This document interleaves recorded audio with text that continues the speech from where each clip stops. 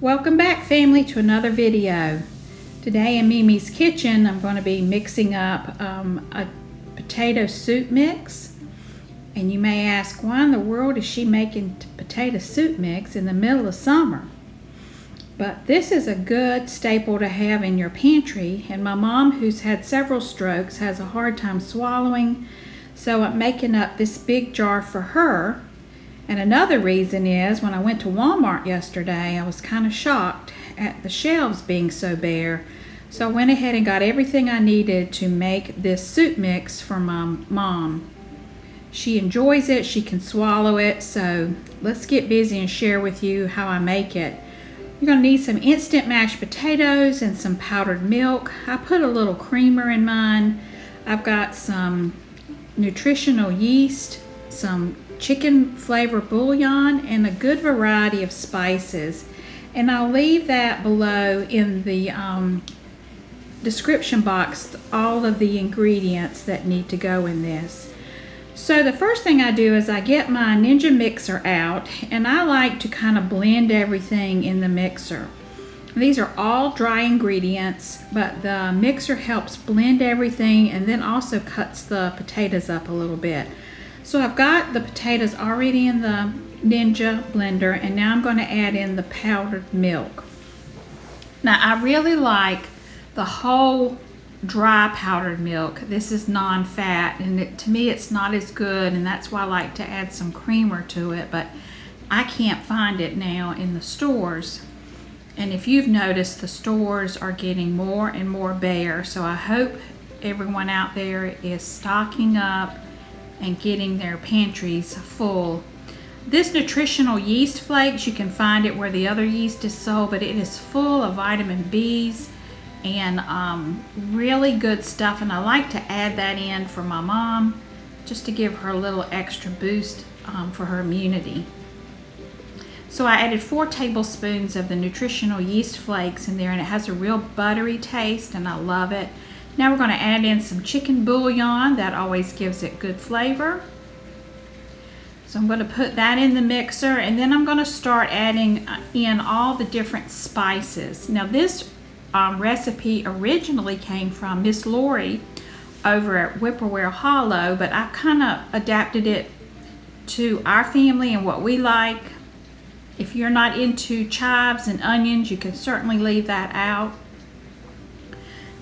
But I'm going to add in just a few minced onions. It does give it a nice flavor, but the original recipe called for more than what I use.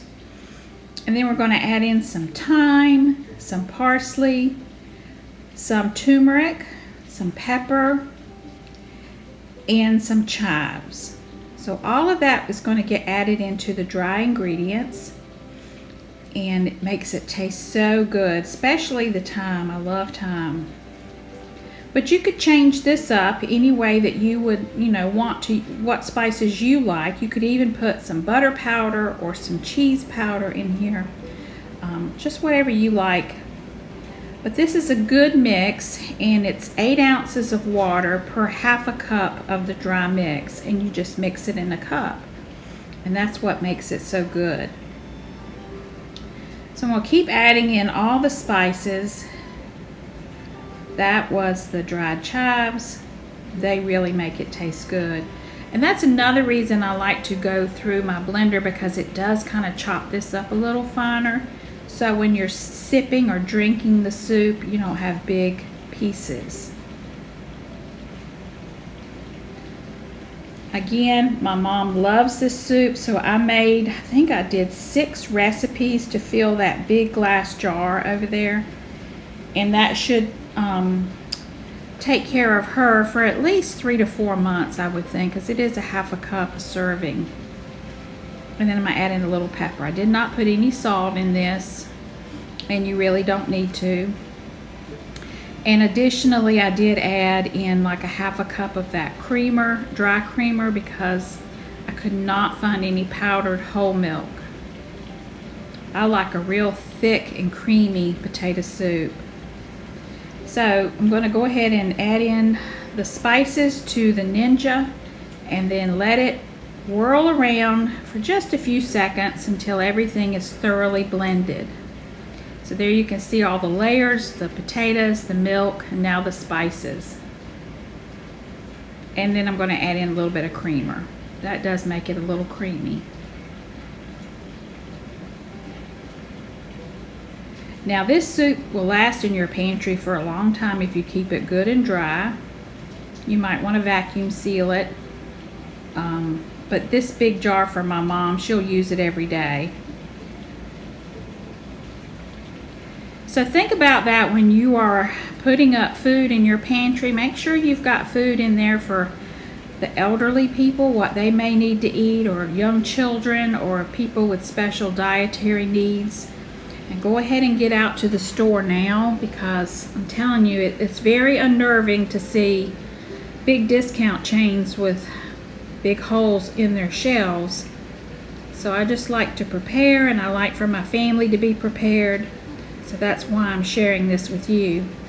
Just make sure you've got enough food, just like you would for any kind of a hurricane or storm event, ice storm. It's the same thing. You just make sure you have plenty of food in your pantry. So all of this now gets just poured into that big jar. I'm using my funnel, and it really smells good. So I used this recipe, I made it 6 times to fill that jar. So now let's look and see how to make the soup. It's just the easiest thing, and this really helps out my dad who takes care of my mom. It's 8 ounces of boiling water, and then you just dump in a 1/2 cup of the seasoning soup mix. So that was 2 1/4 cups made a 1/2 cup, and then you just stir it. Now at first it's kind of loose, but as the potatoes sit in that hot water, they will start to swell and the soup gets thicker. Now to this you could add some shredded cheese, some bacon bits, a little pat of butter. Now you can see it has thickened up and it's a nice consistency. So give this a try. Go ahead now and get the ingredients while you can still get this stuff on the shelf. But this is a good, quick, hearty meal for anyone in the family. I love this soup. This would be a nice lunch for me during the day.